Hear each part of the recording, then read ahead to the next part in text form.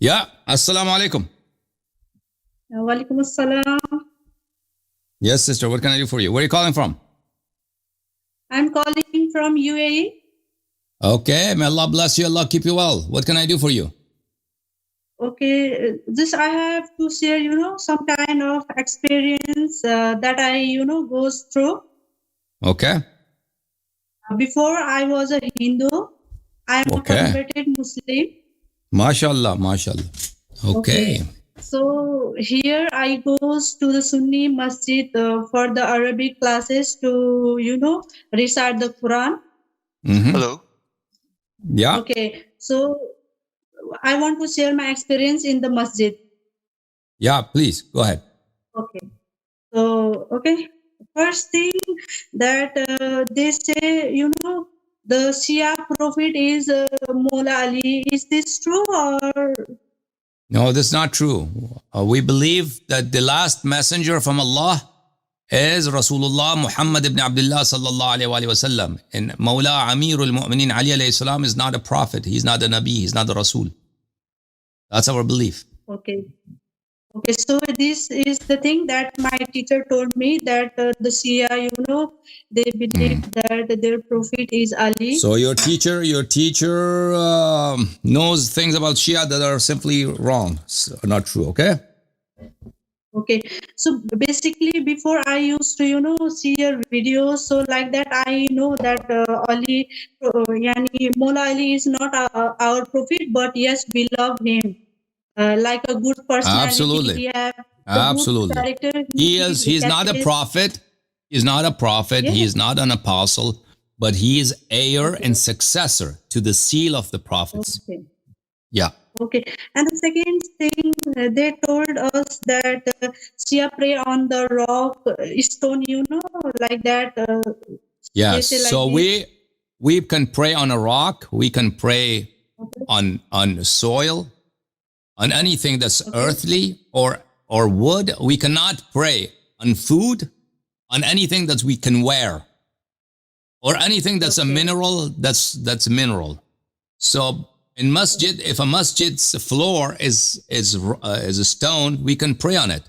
But if a masjid's stone is carpet, we cannot do prostration on it, do sajda on it. Because Nabi sallallahu alayhi wa sallam did not have carpet on his mosque. His mosque was barren earth. And Sahaba used to perform sajda on earth. So we Shia can perform sajda on rocks, on anything that's earthen or leaves of trees, as long as it's not edible, it's not food, or it's not worn. And the best thing to do sajda on is soil, is turba, is dirt. Because sajda, prostration, is an act of self-humiliation before the Lord, an act of belittling oneself before Allah Ta'ala. And the most appropriate form is to place the dearest part of your body, which is the face and the forehead, on soil.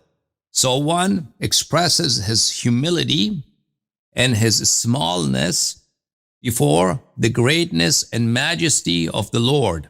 Yeah. You have any other question, sister? Yes, I have so many of questions. Okay, last question. I'll take your last question. Third question would be your last question, please, because of other callers. Okay? Thank you. Okay. So I will choose my question, okay? Here are so many questions, but I will choose only one. Yeah, thank you. And then in the future, you can call back, okay? In the coming sessions. Yeah, it's okay, no problem. So, okay, I will combine the question. You will please answer this, okay? Sounds good. Okay. You know why this, Shia celebrate this Ghadir, Eid-e-Ghadir? Because it's a day. Says that because Usman died and they celebrate because of the Usman. No, it doesn't have anything to do with Uthman. Although we are not unhappy because Usman was killed.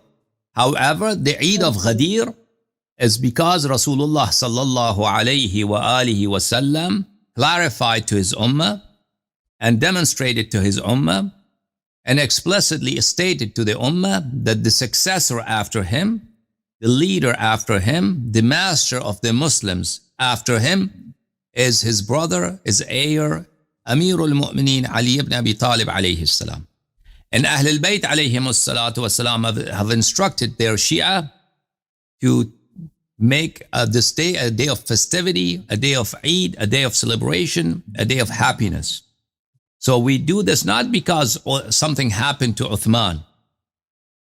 We celebrate this day because on this day, Allah Ta'ala once again, not the first time, not the last time, but once again, very clearly established the Imam of Amir al-Mu'mineen alayhi salam. Thank you. May Allah bless you.